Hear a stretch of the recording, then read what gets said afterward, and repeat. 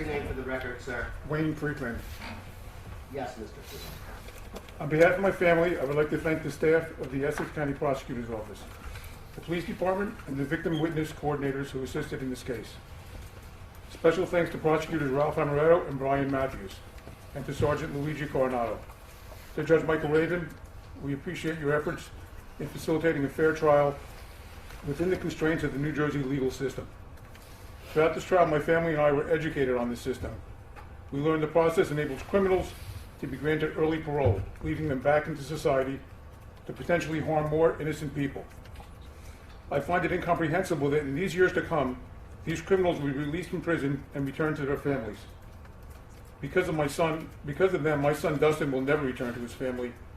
They took that away, or have a family of his own. They took that away. I live with the anxiety that if or when they do get out of prison, they will return to their awful criminal path. I live with this fear because the state of New Jersey does not have the courage or sense to implement the death penalty for these type of inhumane crimes. Thank you, Mr. Freeland. Judge next, Deanna Friedland. Could you state your name for the record, ma'am? Deanna Friedland. Good morning. What would you like to say? My brother Dustin was an amazing person. He was truly a kind-hearted, honest, intelligent, genuine, and caring individual who always made an effort to do the right thing.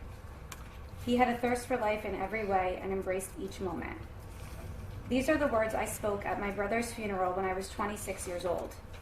Following his tragic and horrific murder, I attempted to pay tribute to his life and character, but no words can ever do enough justice to honor and exemplify the compassionate, funny, and loving person he was.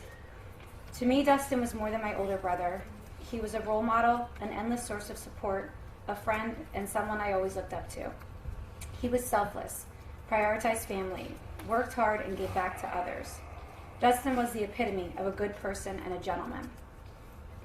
3 days after Dustin's death, as I dealt with the shock and horror, wondering how this could happen, my mom said to me, "Pray for these men.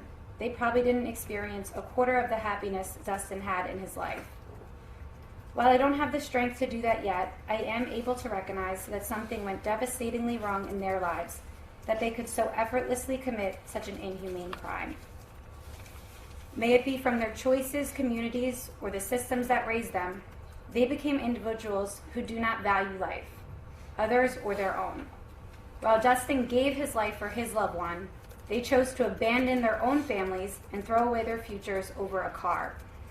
And by doing so, they took from Dustin the beautiful future he had waiting for him, filling my family with unbelievable heartbreak and despair, doing unfathomable damage to our lives that is impossible to fix.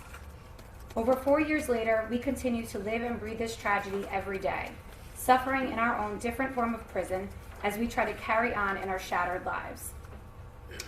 Our world is forever darkened, and we can only cherish the beloved memories we have of Dustin in our hearts. So with this sentencing today that will never feel like enough, I hope the weight of this crime and these choices are recognized and that responsibility is taken.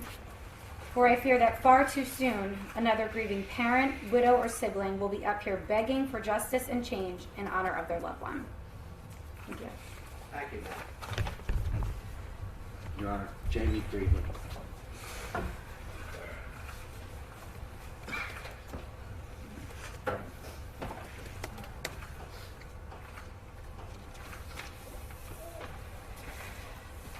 Could you please state your name for the record, ma'am?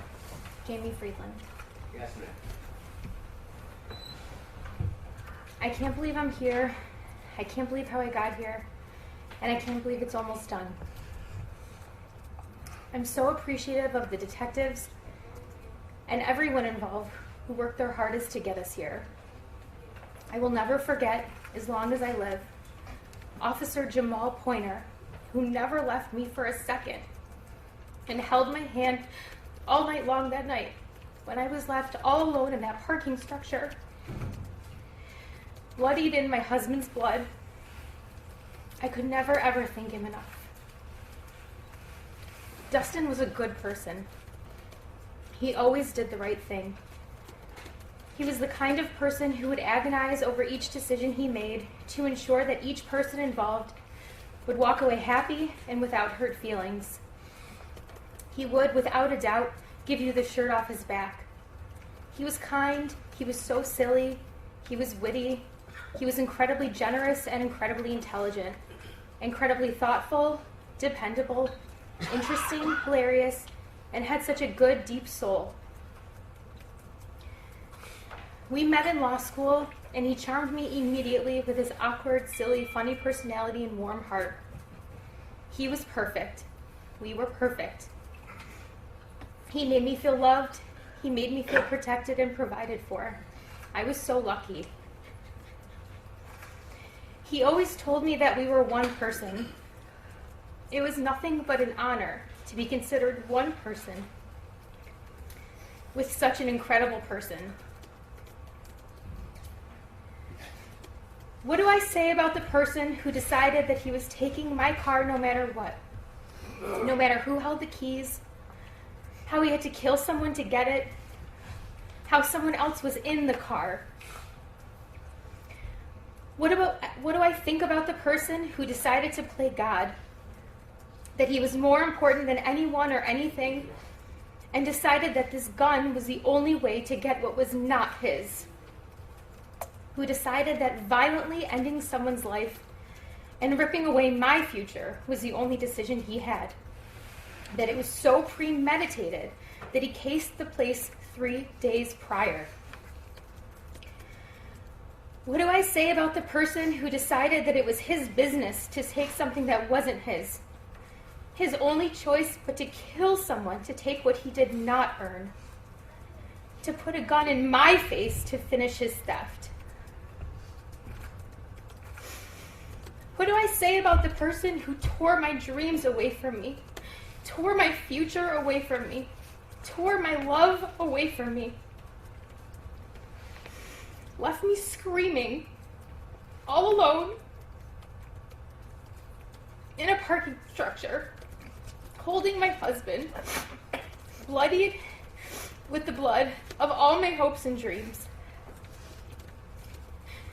What do I say about the person who looked me in the eye after killing my husband, pointed the gun in my face, ordered me out of the car, and then just drove away?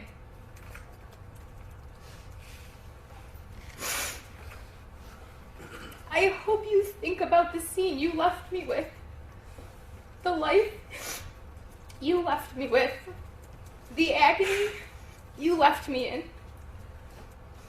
I hope you get just as many flashbacks as I do, have just as much fear as I have, just as much uncertainty in your future as I do.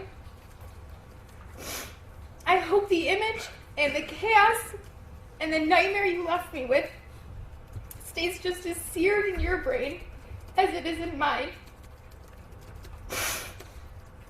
I wish for you the broken record my thoughts have become, the endless loop of agony and violence, and I hope you can live with it. Thank you, Your Honor.